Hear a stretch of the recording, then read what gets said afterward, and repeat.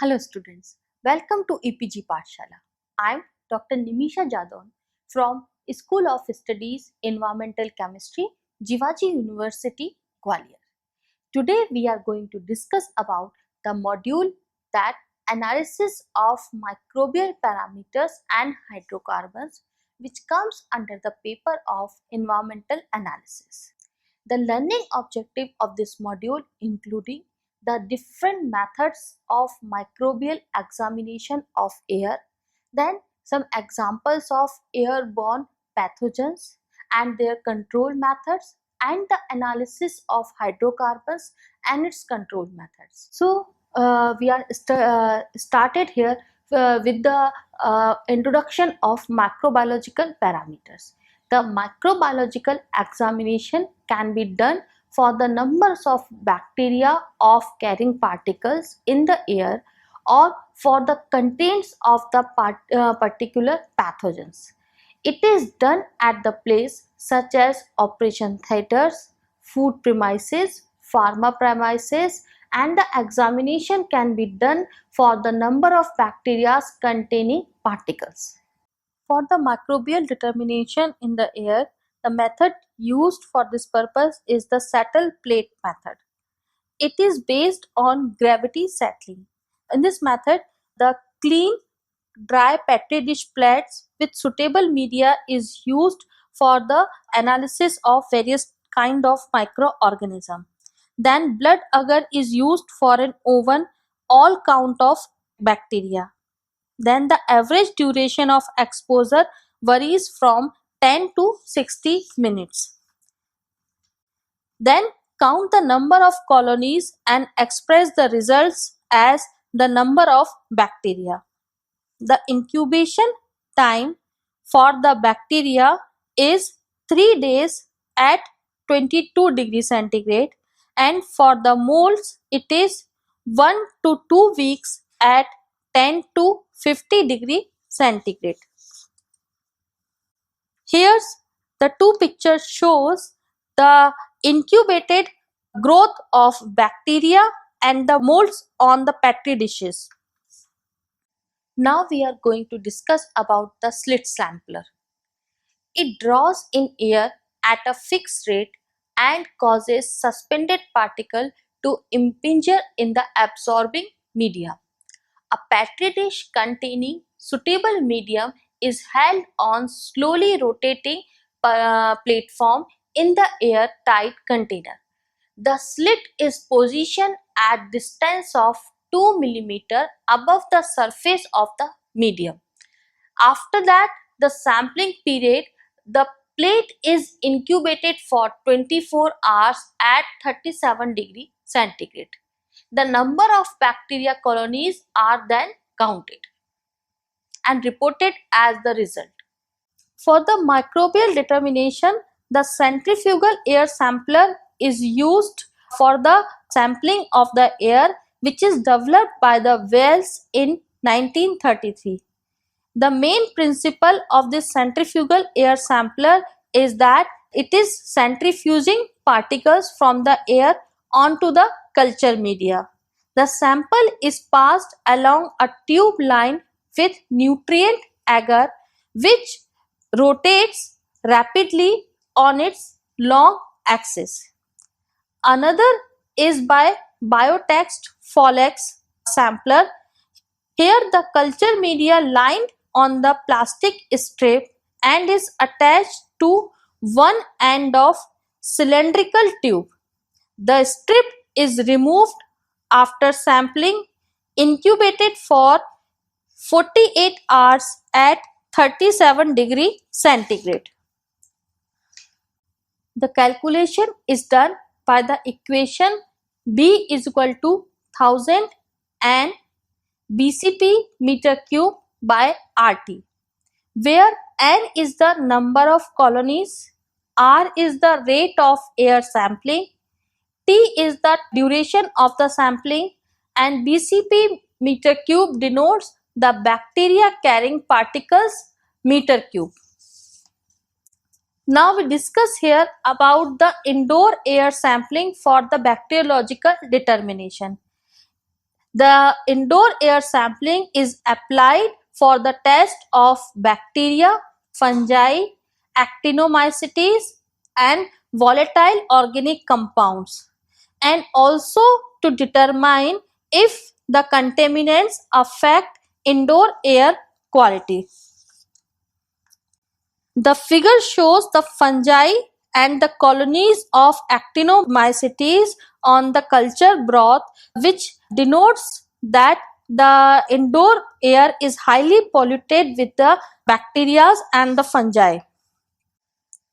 Now we are discussing here the procedure of microbiological determination in the air sample. For the pre-sample inspection, the building where the sample has to be taken should be inspected beforehand to know the condition that may interfere in the result. Then the sampling collection and the analysis will be carried out by collecting the samples from the number of locations to know the sources of contaminants and study their potential exposure to inhibitants. Then make sample collection from the breathing zone, that is about 1 meter above the level, and for at least 1 hour the period level. Then the carry out sampling with the help of an Anderson two-stage cascade impactor for fungi and the mesophiles bacteria, and with the Anderson six-stage sample for thermophilic actinomycetes. Then prepare sampling media according to the manufacturer recommendations. Generally, malt agar is used for fungi and the triticase soya agar for mesophilic bacteria.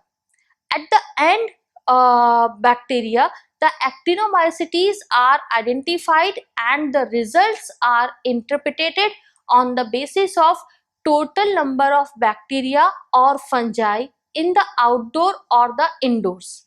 Then collect the volatile organic compounds such as benzene, toluene, xylene, and the trimethyl benzene.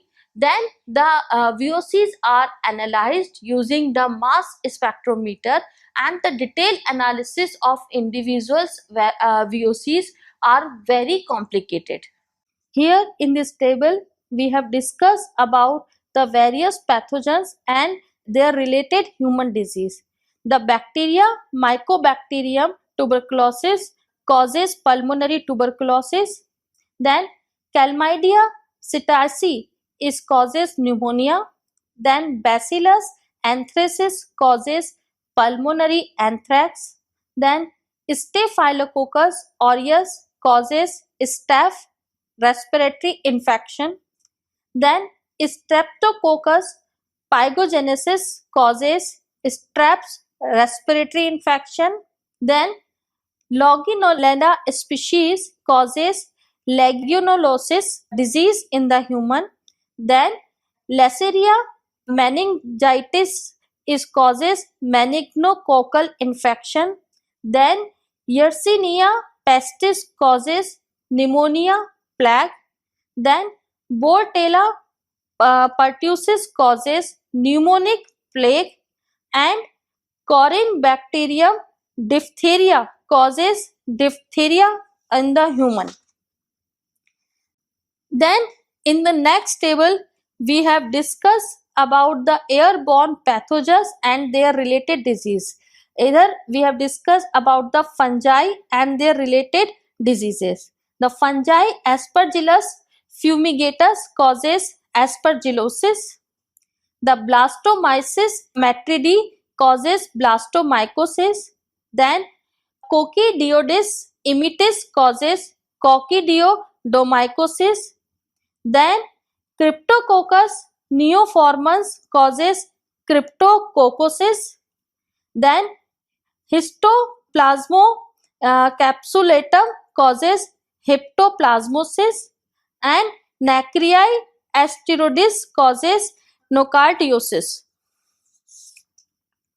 Now the third one table discuss about the viruses and their related human diseases. The virus influenza virus causes influenza. Then hantavirus causes hantavirus pulmonary syndrome. Then coxsackie virus, ecovirus is cause pleurodynia. Then rubivirus is cause rubella. Then morbilli virus causes measles. Then rhinovirus causes common cold. Then H1N1 virus causes various flus, and the protozoa like Pneumocystis carinii causes pneumocystosis diseases in the human. The next parameter is the presence of hydrocarbons in the air sample. The hydrocarbons pollutants can be determined as total hydrocarbons or as individual chemical species. The most abundant hydrocarbon is methane, is not hazardous, but the total hydrocarbon content is generally reported on a non-methane basis, and they could be hazardous for the human being and the animal life also. The total hydrocarbon content is determined by the flame ionization technique that is equipped with gas chromatograph.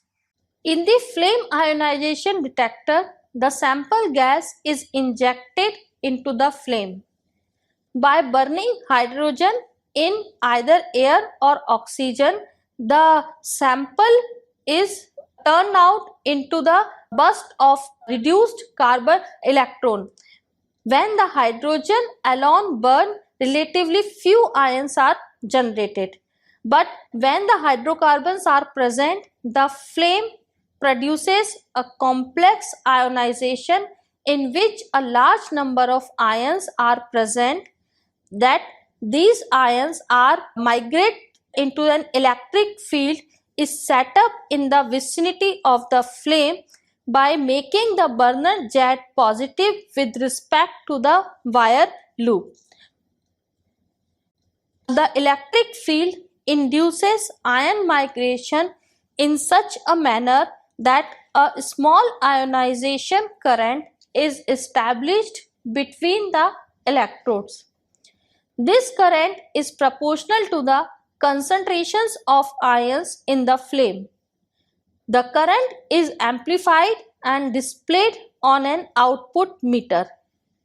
The response of the detector approximately proportional to the number of reduced carbon atoms present.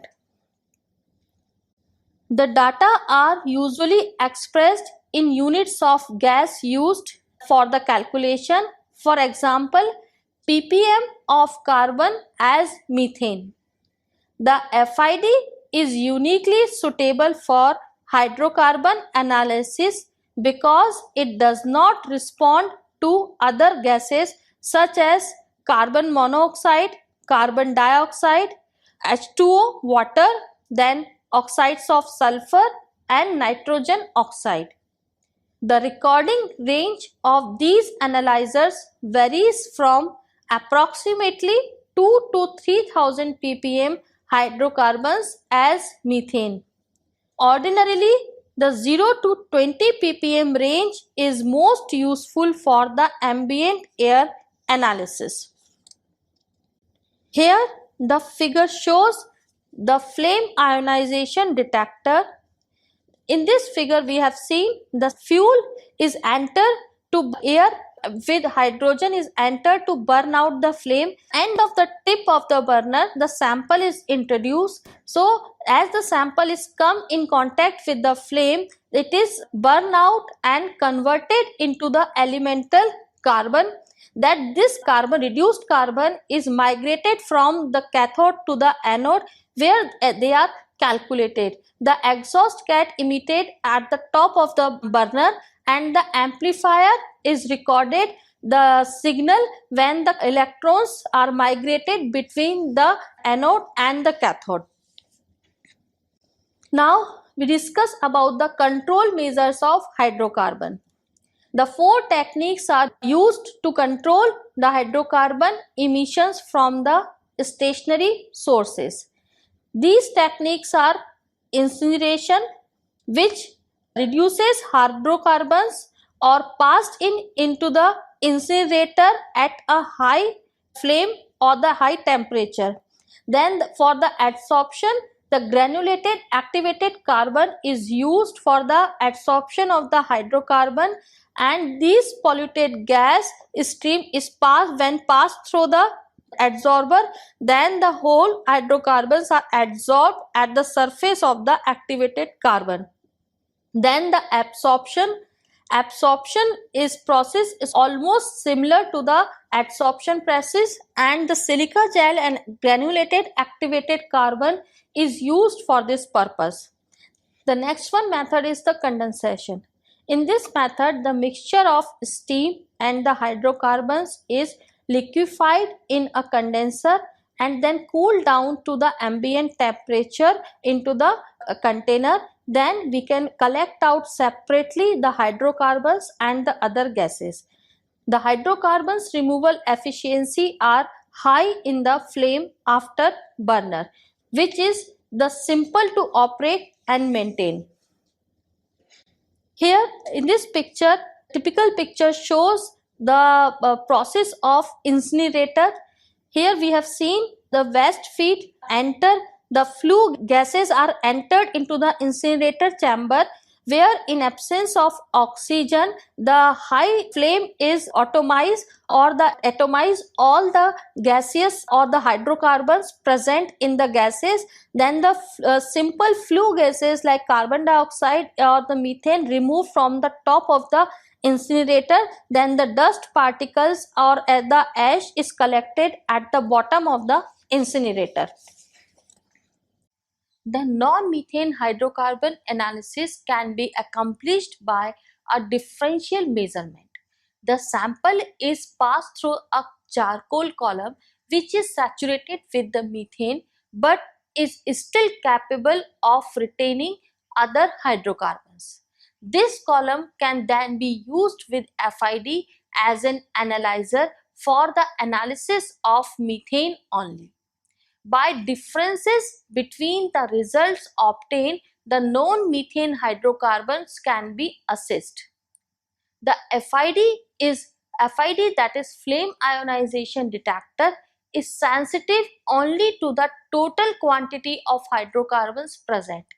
It does not differentiate between the various individual components of different hydrocarbons. But when the measurement of a specific gas chromatography may be employed, and the spectroscopic method may also be used for individual hydrocarbons determination. Here you have seen the picture of gas chromatograph. This gas chromatograph is frequently used for the determination of gases and the various types of hydrocarbons. Here you have seen a gas cylinder is used to supply the gas in throughout the system, because here the carrier gas is either nitrogen or the other inert gases. When the sample in the form of air or extracted into the liquid is injected into the column, then in the column there is a stationary phase where the sample is segregated with each other and separate out in the column with the help of the passive role of flowing inert nitrogen gas. Then the oven maintain a high temperature. Various types of hydrocarbons are fragmented out and they are separated out with each other. Then the separated hydrocarbon detected simultaneously by using the various kind of detector like thermal conductivity detector or the flame ionization detector. The most suitable detector for the determination of hydrocarbon is the flame ionization detector.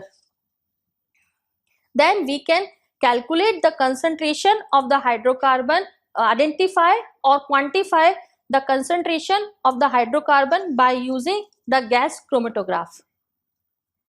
The some disadvantages of the flame after burner are: it emits the nitrous oxide and the nitrogen, and it may require expensive heat recovery equipment, or it may emit the carbon monoxide. So these are the major disadvantages of using the GC equipped with flame ionization detector. Now we have discussed here about the catalytic reduction method. The use of this catalyst is the main role play estimate the hydrocarbon or to separate out the hydrocarbon from the gases. In the catalytic afterburner, the nitrous oxide emissions are less than those in the flame unit. Then the fuel costs are also very lower, and the hydrocarbon removal efficiency are lower than those of the flame unit. So the catalyst is susceptible to poisoning, and the catalytic unit requires regular maintenance. That's why it is not a suitable method which is used in an ordinary lab for the removal of the hydrocarbon. That's why the flame techniques are more suitable comparative to other method for the removal of the hydrocarbons. In the adsorption method, the polluted gas stream is passed through one or the several adsorbers operated in the parallel manner. The adsorbers are generally operated in a temperature range between 30 to 60 degree centigrade. The preferred adsorbent is granular activated carbon with a mean diameter of 2 to 4 millimeter. The adsorber vapors are usually removed by passing steam through the system, and the mixture of steam and the hydrocarbons is liquefied in a condenser and cooled down to the ambient temperature in a cooler. Then the hydrocarbons are separated from the water and recovered for future use. The adsorption units are fairly expensive in terms of capital cost, but need little in the way of maintenance or the operational manpower. The most effective way of removing hydrocarbons from a polluted stream is by contact with a liquid and a series of different liquid in one or more adsorption towers. Water is a satisfactory liquid if the hydrocarbons have sufficiently high solubility. For many hydrocarbons, this is not the case, and appropriate chemical reagents must be used to achieve a good performance. The condensation method makes use of the fact that at sufficiently low temperatures, gaseous hydrocarbons condense to liquids. The effluent gas stream is passed over low temperature surfaces, and the condensed hydrocarbons are left behind and collected.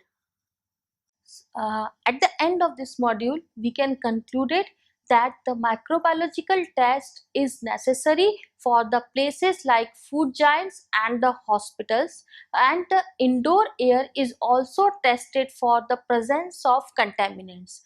The hydrocarbon pollutants can be determined as total hydrocarbons or as individual chemical species by using flame ionization detector equipped with gas chromatograph. The most effective way of removing hydrocarbons from a polluted stream is by contact with a liquid or a different liquid series in a one or more adsorption tower. So here we can understand about their determination method, their nature, as well as their control measures are also discussed in this module. Thank you so much.